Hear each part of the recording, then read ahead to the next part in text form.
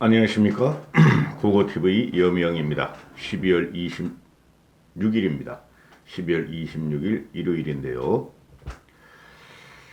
어제부터 오늘 오전까지는 유튜버 정치 동영상을 하나도 안 찍고 주님이 주신 여유로운 날을 뒹굴뒹굴하면서 지내다 보니까 마음이 참 편안했어요.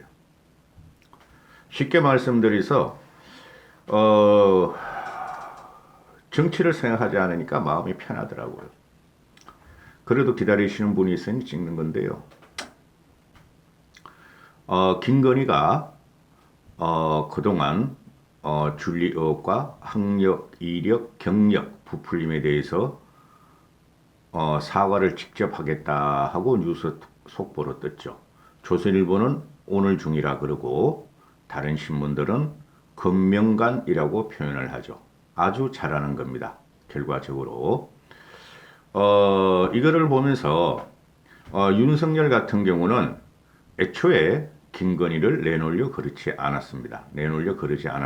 며칠 동안을 보면은 김건희의 허위 이력, 학력, 경력, 삼력에 국민들이 난타를 가하자 윤석열이는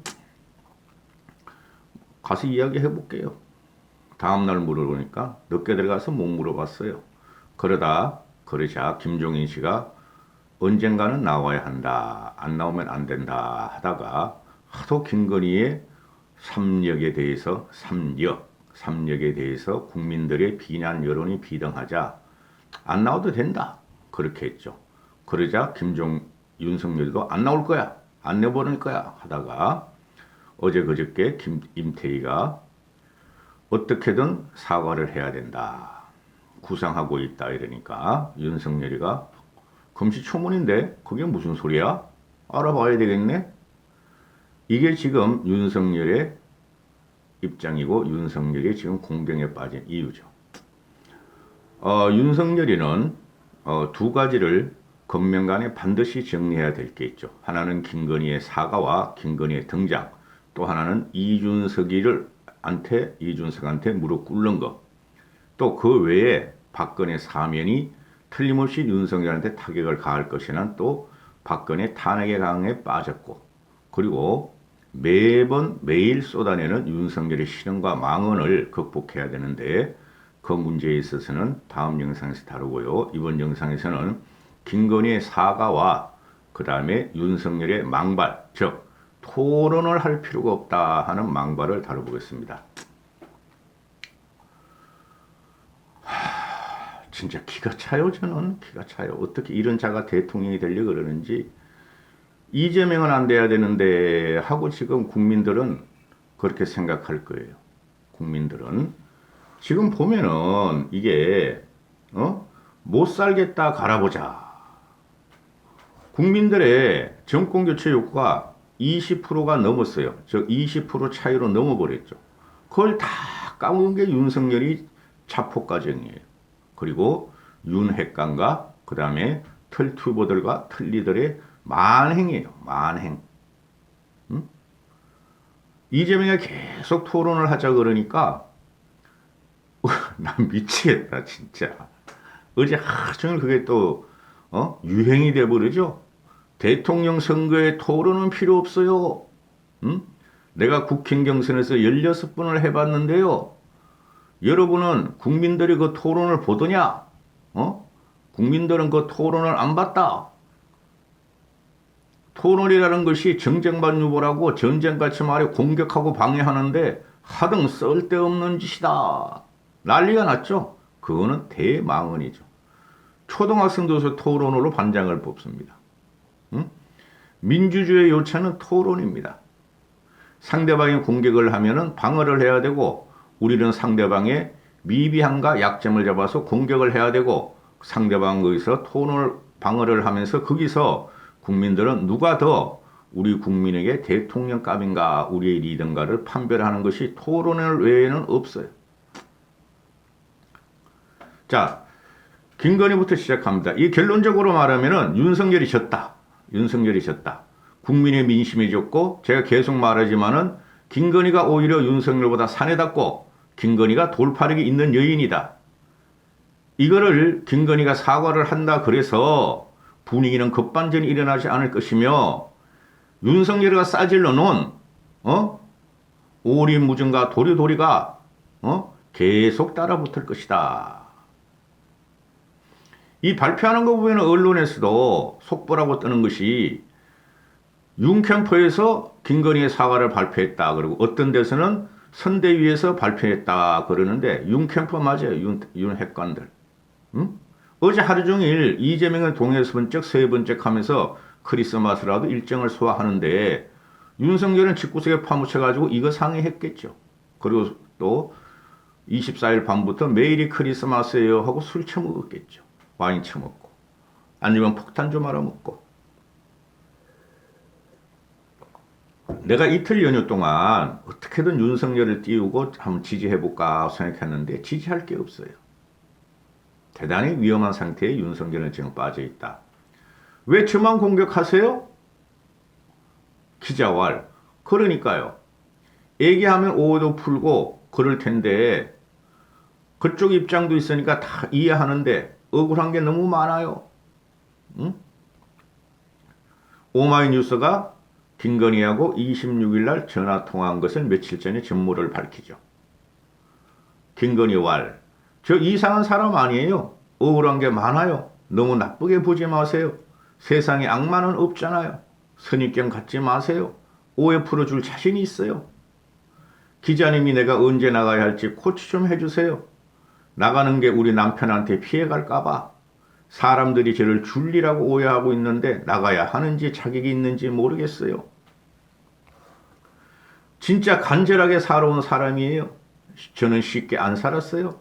저는 줄리를 한 적이 없어요. 나이트클럽의 웨이터가 얼마나 많아요. 제대로 취재 좀 해주세요. 취재 좀 해주세요. 그러면 줄리가 아니라는 것이 밝혀질 거예요. 제가 줄리를 안 했기 때문이에요. 100% 밝혀질 겁니다. 지금은 투명한 세상이에요. 제가 줄리라면 다 삐져나와요. 제가 등판을 언제 하면 좋을지, 어떤 식으로 하면 좋을지 구영식 기자님께서 문자 좀 주세요. 가식적으로 남편 따라다니는 것은 싫어요. 봉사하고 싶어요. 지금도 봉사를 많이 하고 있지만 그런 것을 내세우기 싫어요. 저는 그런 것과는 반대 성격이에요. 누구한테 보여주기보다 실천하는 사람이에요. 후보자 부인이 되어서 뭔가를 보여줘야 한다는 게 싫어요. 어떻게 하면 좋을지 아이디어를 줘요. 나는 이런 세상이 싫어요. 새 시대에는 진영 싸움을 안 했으면 좋겠어요. 이제 진영을 깨야 돼요. 미래에는 진영이 없을 거예요. 기자님 70년생이잖아요. 그러면 오빠네요. 여동생처럼 대해주세요.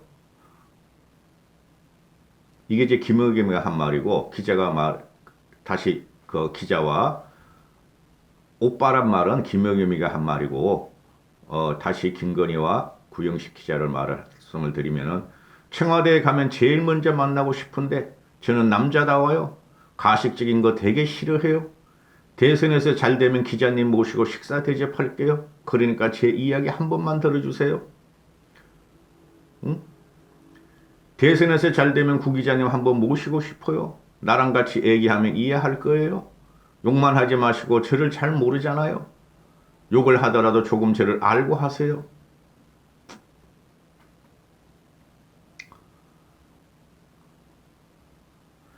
나는 정대택 같은 사람을 미워하거나 원망하지 않아요.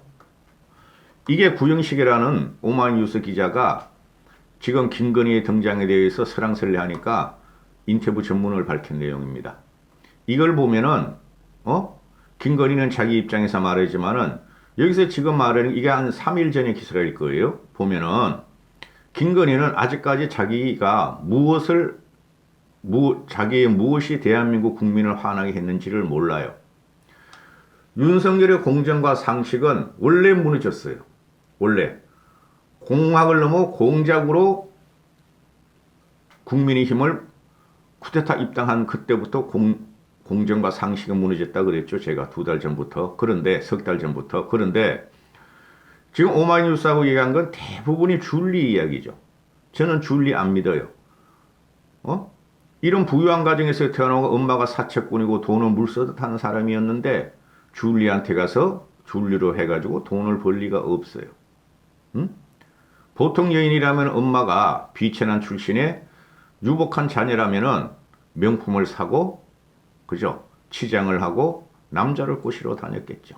그런데 김건희는 그래도 사회 신분 상승을 위해서 저학력, 그죠? 저이력, 저 경험을 어떻게든 컨프러치 하려고 치열하게 살아온 여인은 확실해요.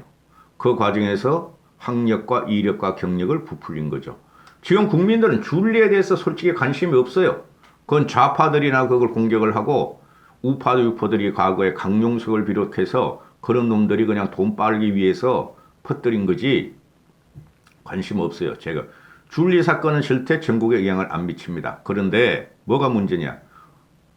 삼력, 경력 부풀리기, 학력 부풀리기, 이력 부풀리기. 그게 큰 문제죠. 거기서 공정과 상식이 문재인 정권하고 빗대어친다는 거죠. 그거를 이제 말하려고 나오는데 거기서 김건희가 사과에서 줄리만 강변하다가는 아주 개판됩니다. 줄리는 그런 적이 없고 여러분이 판단하시면 상식적이 아니라 그러고 학력, 경력, 허위 이력을 충분히 설명하고 기자들의 질문을 다 받아야 됩니다. 그리고 나서 계속 언론에서 또 이제 파헤칠 거예요. 그럴 때마다 김건희는 사과하고 죄송하다 그러고 해야 됩니다.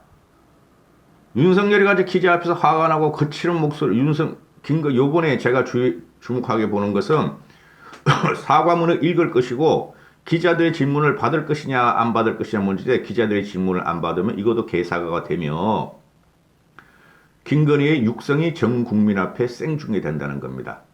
사람의 얼굴에는 40이 넘으면 사람의 얼굴과 목소리에는 그 사람의 인격과 인품과 살아온 과정이 다 묻어 있습니다. 이재명을 싫어하고 저질이라고 보는 것이 아주 내시 같은 목소리와 임기응변에 강하다는 조삼모사 같은 말을 해대는 걸 우리가 싫어하는 거죠. 그 한마디로 하면 사악하다 이렇게 표현하는 거죠. 김건희의 육성이 국민들한테 어떻게 다가올 것이냐 하는 문제가 요체입니다. 그리고 그 이후에 윤석열은 계속 사과함에도 불구하고 나 사과했어 그러면서 떨구져 나가고 앞으로 내가 왕이야 그랬다가는 아주 치명타를 맞을 것입니다. 사과라는 것은 구체적이어야 하고 시의 적절성이 있어야 되고 빨리 해야 되고 그 다음에 진정성이 있어야 된다는 거죠.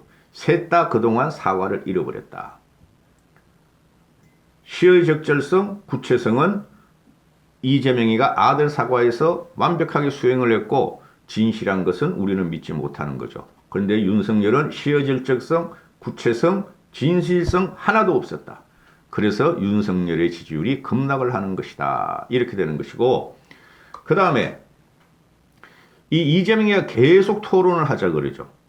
대자뷰 있죠. 불과 한 달 전에, 한 달 반 전, 두 달 전에 홍준표와 윤석열 보고 계속 토론하자 그러는데 경선 준비회까지 망가뜨리고 서범수의 경선 준비회까지 망가뜨리고 이준석까지 밟으면서 토론을 갖다가 어거지로 미뤘죠.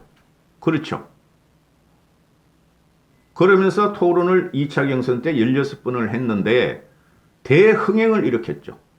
솔직히 그 토론 방식이 1대1 자유투론, 2대2 토론 16번을 하면서 국민들이 윤석열과 유승민과 홍준표를 보면서 원희룡 짜가리시고 그걸 보면서 윤석열이가 당선되자마자 이재명의 지지율보다 15%까지 앞서가는 것도 나오고 문재인 지지율이 급락하는 과정도 나오고 정권 교체율이 폭등하는 것도 나왔죠.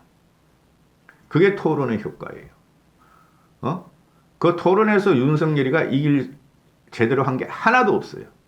근데 제일 잘못한 게 토론에서 홍준표였어요.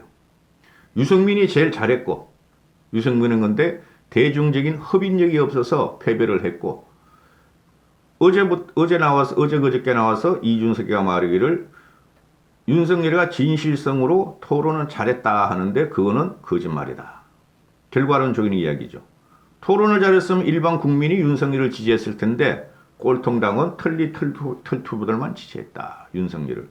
그 대자뷰가 이제 지금 딱 나오는 거죠. 이재명이가 윤석열 보고 토론하자고 공격하죠. 그죠? 제가 여야를 떠나서 우리가 어떤 대통령을 뽑느냐 윤석열이 자신이 있다면 토론을 하면 되는 거예요. 이재명이 하자 그러면. 해야 돼요. 그거 무조건. 근데 윤석열의 토론 실력은 없고 정책이 없고 컨텐츠가 없고 세상 돌아가는 이치와 세부 내용을 전혀 모르기 때문에 망언 실험만 막 맨날 말하기 때문에 토론을 할 리가 없죠. 그런데 차라리 말을 안 하면 돼요. 그런데 뭐라 그럽니까? 토론 이야기가 나오니까 윤석열이 하는 말이